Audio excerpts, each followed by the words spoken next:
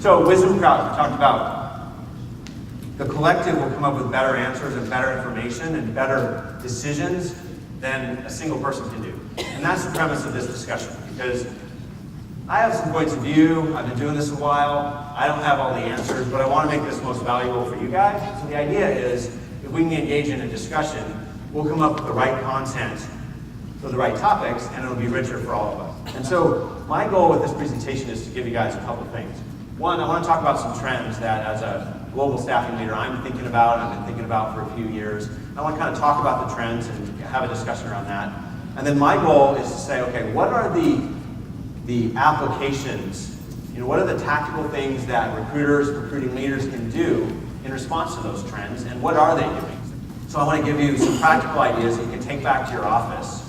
And those ideas, some of them will come from me, so I've thought about these things for a while, and they'll be on the slide deck, but then some of them I want to generate from this group, and that's where, Caitlin?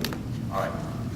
That's where Caitlin's going to come in. So it might get a little messy, because I'll ask her to take some notes as we get ideas down, and at the end we'll have a PowerPoint deck that is 3 trends that I'm thinking about as a staffing leader, but then a bunch of tactical things.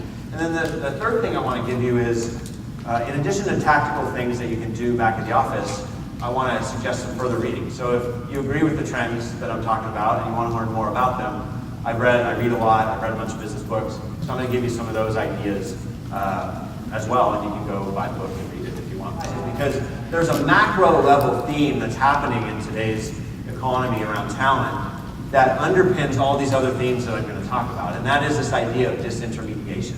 And what it means is the internet and technology has made the business solution, has created capabilities for organizations to do things differently and take out steps in the process or middlemen in the process.